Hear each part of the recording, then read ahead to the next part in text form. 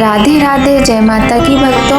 आप सभी का स्वागत करती हूँ स्पिरिचुअल ज्ञान साधना में और आप सभी से अनुरोध करती हूँ कि स्पिरिचुअल ज्ञान साधना को सब्सक्राइब कर लीजिए और बेल आइकन को प्रेस कर दीजिए ताकि आपको नई नई वीडियोस का नोटिफिकेशन। जय श्री हरि, जय माता की। राधे राधे भक्तों, कैसे हैं आप सभी लोग? आशा करते हैं सभी लोग बहुत अच्छे होंगे। बताने के लिए कमेंट में जय माता की राधे राधे अवश्य ही लिखिएगा। प्रिय भक्तों, वैशाख का पावन महीना चल रहा है और इस महीने में जप, तप, दान आदि का बहुत अधिक महत्व होता है। तुलसी पूजा, गंगा स्नान करना, ब्रह्म मुहूर्त में उठकर पूरे महीने स्नान करना, तुलसी सेवा करना, सूर्य देव को अर्घ्य देना, भगवान श्री हरि के मंत्रों का जाप करना, गीता का पाठ करना, सुंदर कांड का पाठ करना, विष्णु सहस्त्र नाम का पाठ करना, इस प्रकार से पूजन करने से मनोवांछित फलों की प्राप्ति होती है और जीवन के सभी कष्ट दूर होते हैं। आइए भक्तों, आज हम आपको सुनाते हैं वैशाख मास के 10वें अध्याय की कथा। बहुत ही सुंदर कथा है। कथा सुनने से हमें अपने जीवन में अनेकों कष्टों से मुक्ति मिलती है और पुण्य की प्राप्ति होती है। तो भक्तों, देर न करते हुए आज हम आपको सुनाते हैं बहुत ही सुंदर ये कथा, जिसका आप सभी लोग ध्यान पूर्वक बड़े ही प्रेम भाव से, श्रद्धा से श्रवण कीजिएगा। तो कथा प्रारंभ करने से पहले आइए भक्तों, थोड़ा सा भजन कर लेते हैं। श्रीमन नारायण नारायण नारायण, भजमन नारायण नारायण नारायण, सत्य नारायण नारायण नारायण, लक्ष्मी नारायण नारायण नारायण। बोलिए लक्ष्मी नारायण भगवान की जय, गणेश भगवान की जय, गौरी शंकर भगवान की जय, वैशाख मास की जय। तो भक्तों, आइए अब हम सुनते हैं आज की सुंदर कथा।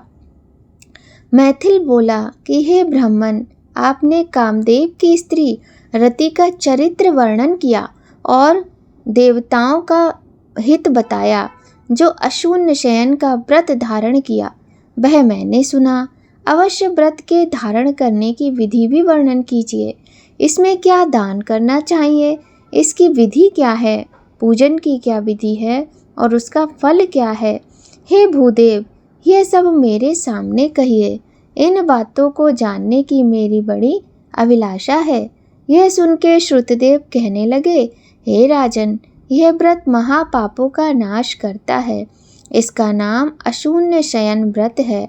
इसका विधान श्री हरि भगवान ने लक्ष्मी जी से कहा था, वह सब मैं तुम्हें सुनाता हूँ। इस व्रत के करने से देवताओं के देवता श्याम वर्ण लक्ष्मीपति जगन्नाथ संपूर्ण पापों के नाश करता प्रसन्न हो जाते हैं।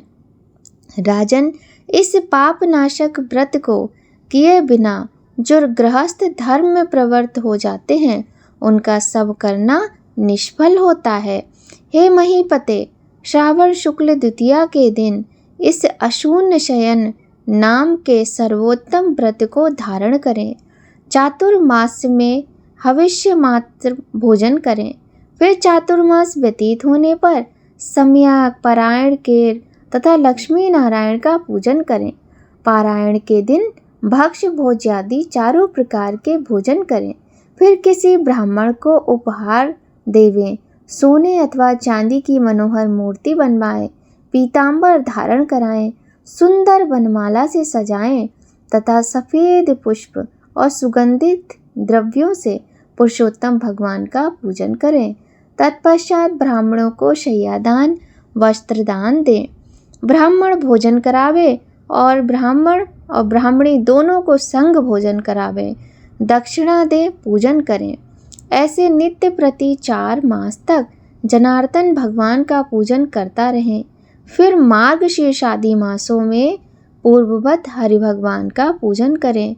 रक्त वर्ण हरि भगवान का रुक्मणी सहित ध्यान करें। ऐसे ही चैत्र से 4 मास तक हरि भगवान का पूजन करते रहें। भूमि पर आसन बिछा भक्ति से हरि भगवान का पूजन करें, जिनकी सनकादि ऋषिगण स्तुति करते हैं और पाप नाशक है। इस व्रत को आषाढ़ की द्वितीया के दिन समाप्त करें।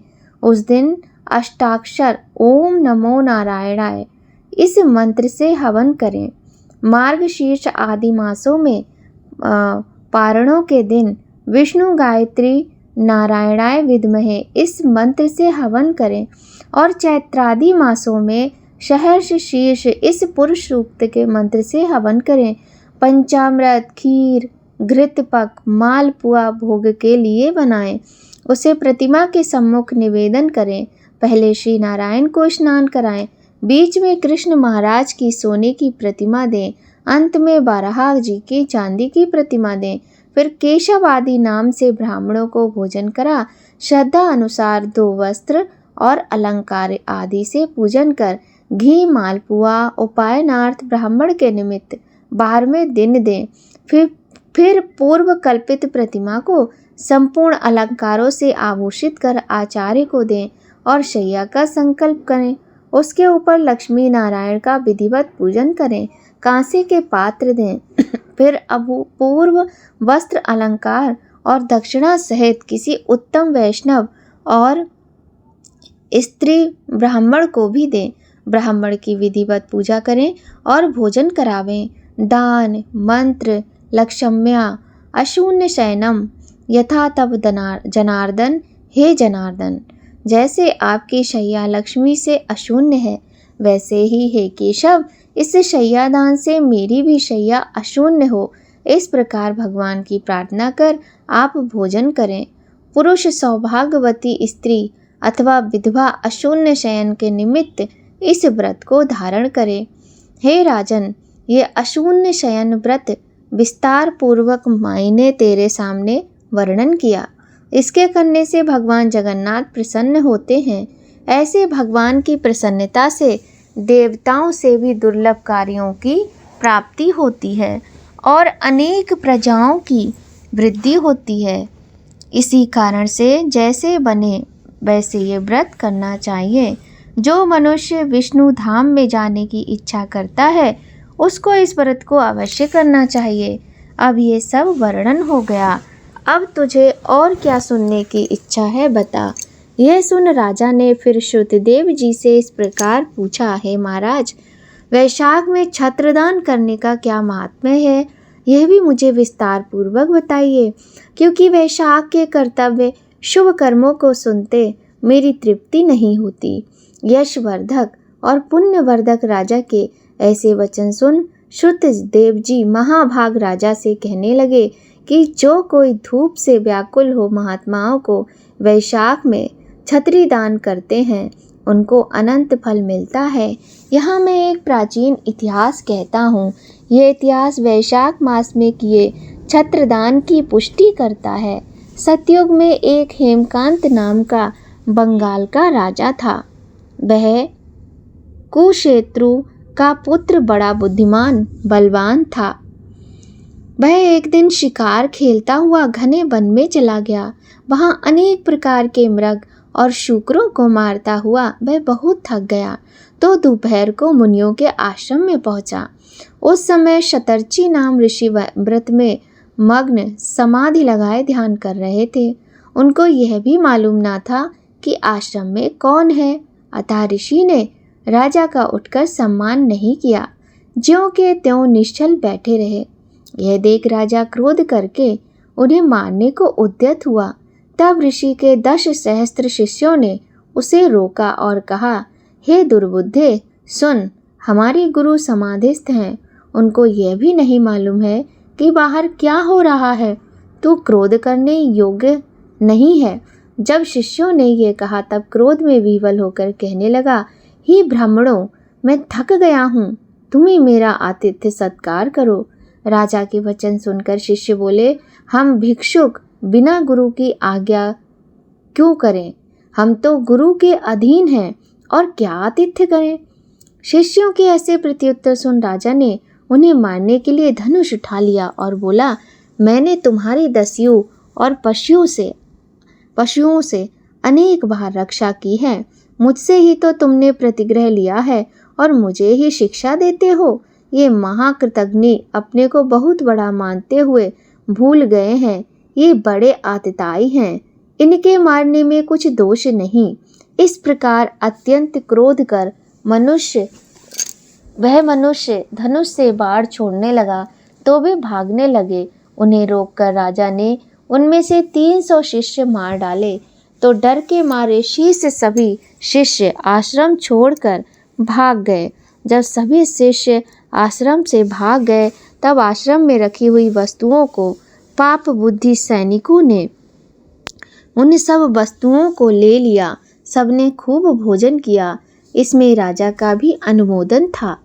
फिर सायंकाल के समय राजा जब सब सेना को संग ले पुरी में आया तब कुशेतु ने अपने पुत्र के दुष्ट व्यवहार को सुनकर बेटे की बहुत निंदा करके उसे पुरी से बाहर निकाल दिया। हे राजन, क्षमाहीन पुरुष देश के शासन योग्य नहीं होता।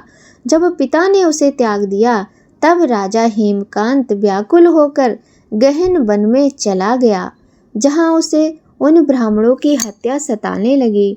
उस गहन निर्जन वन में बहुत काल पर्यंत वास करता रहा और जीव जंतुओं को मार मार कर पेट भरने लगा।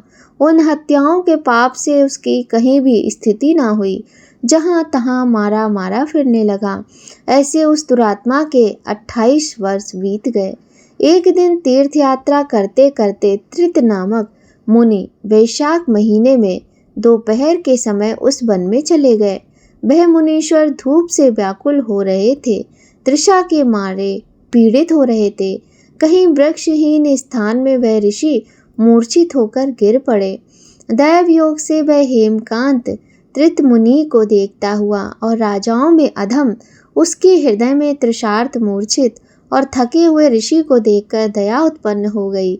उनके ढाक के पत्तों की छतरी बना धूप निवारण करने के लिए मुनीश्वर के सिर पर लगाई और अलंब का जल दिया। इस उपचार से मुनीश्वर की मूर्छा जाती रही और चेत कर सावधान हो छतरी के दिए हुए उस पत्तों के छत्र को लेकर इंद्रियों में बल आ जाने से धीरे धीरे किसी गांव में पहुँचे। इसी पुण्य के प्रभाव से उनकी 300 ब्रह्म हत्याएं क्षण भर में दूर हो गईं। तो हेमकांत को बड़ा विस्मय हुआ, जो बहुधा प्राणियों को कुछ भी नहीं करता था, उसकी हत्या का पाप भी कैसे दूर हो गया? किसने दूर किया? कहाँ गए और क्या हेतु है? इस प्रकार ब्रह्म हत्याओं से मुक्त होने की चिंता करने लगा। जब राजा इसी अज्ञान में पड़ा था तब उस वनवासी महात्मा हेमकांत को लेने यम के दूत आए और उसका प्राण नष्ट करने के लिए संग्रहणी रोग उत्पन्न किया। जब वह प्राणों के वियोग में व्याकुल हुआ तब उसे पुरुष दिखाई देने लगे। बड़े बड़े भयंकर यमदूत जिनके सिर पर बाल ऊंचे खड़े थे राजा को डराने लगे। तब अपने कर्मों को सोचता हुआ राजा मौन साध गया। तब उसी छत्रदान के प्रभाव से वह विष्णु भगवान का स्मरण करने लगा। तो विष्णु भगवान ने अपने महामंत्री विश्वक्सेन को आज्ञा दी कि तुम जल्दी जाकर यमदूतों को रोको और वैशाख मास के धर्म में निरत हेमकांत की रक्षा करो। यह निष्पाप है, मेरा भक्त है तथा मेरे कहे हुए वाक्यों से इसके पिता के पुर में जाकर इसके पिता कुशेतु से कहो कि ये तेरा पुत्र सब धर्मों से हीन तथा ब्रह्मचर्य आदि से रहित है, परंतु वैशाख के धर्म में निरत होने से मेरा प्यारा है, इसमें संशय नहीं। तेरा पुत्र ने बड़े पाप किए हैं, परंतु उसने धूप से व्याकुल मुनि को की रक्षा की है, अतः वैशाख में छत्री दान करने से यह निसंदेह निष्पाप हो गया है तथा उसी के पुण्य के प्रभाव से यह शांत, जितेंद्रिय और चिरंजीव हो गया। अब सुन, ये उदारता आदि गुणों में तेरे समान हो गया है, अतएव तू इसे राज्य का भार सौंप दे, ये बलवान है। कुशेतु राजा से यह भी कहना कि यह विष्णु भगवान की आज्ञा है। राजा को इस प्रकार समझा बुझा हेमकांत के पिता के पास पहुंचाकर मेरे पास आ जाओ। भगवान की ऐसी आज्ञा पा महाबली विश्वक्सेन यमदूतों को भगाकर हेमकांत के पास पहुंचा और उसके शरीर को हाथ से स्पर्श किया। भगवान के पार्षद के स्पर्श करते ही उसकी सब व्याधि दूर हो गई। फिर विश्वक्सेन हेमकांत को अपने संग ले नगर को गया, जिसे देखकर कुशेतु को बड़ा आश्चर्य हुआ और भक्ति पूर्वक सिर झुकाकर पृथ्वी में गिर दंडवत कर भगवान के पार्षदों को घर के भीतर ले गया तथा अनेक प्रकार के स्तोत्रों से स्तुति कर अनेक उपचारों से पूजन किया। तब विश्वक्सेन प्रसन्न हो बोला, हेमकांत को आगे कर। जो जो बात विष्णु भगवान ने कही थी वह उससे सब कही। यह सुनते ही कुशेतु ने अपने पुत्र को राज्य आसन पर बिठा दिया और आप विश्वक्सेन की आज्ञा अनुसार अपनी स्त्री सहित तप करने के लिए वन में चले गए और विश्वक्सेन हेमकांत को अनुमंत्रण कर तथा धन्यवाद देकर विष्णु भगवान के पास श्वेत द्वीप को चला गया। तब राजा हेमकांत वैशाख मास में कहे हुए शुभ धर्मों को करता हुआ प्रतिवर्ष ऐसे ऐसे धर्म करता रहा जिनसे भगवान विष्णु प्रसन्न हुए। ब्राह्मणों में भक्ति करने लगा। धर्म के मार्ग में स्थित शांत दंत जितेंद्रिय संपूर्ण जीवों पर दयालु संपूर्ण यज्ञों में दीक्षित सर्व संपत्तियों से युक्त पुत्र पौत्रादि से संपन्न होता हुआ फिर संपूर्ण भोगों को भोग कर विष्णु लोक को चला गया। वैशाख मास के धर्मों से अधिक कोई धर्म नहीं है। ये धर्म सुखपूर्वक हुए हैं और इनके करने में पुण्य भी बहुत है। ये धर्म पाप रूपी ईंधन को जलाने के लिए अग्नि के समान है और यह सुलभ तथा धर्म अर्थ काम मोक्ष रूप पुरुषार्थ चतुष्टय का दाता है। श्रीमन नारायण नारायण नारायण भजमन नारायण नारायण नारायण लक्ष्मी नारायण नारायण नारायण सत्य नारायण नारायण नारायण भजमन नारायण नारायण नारायण।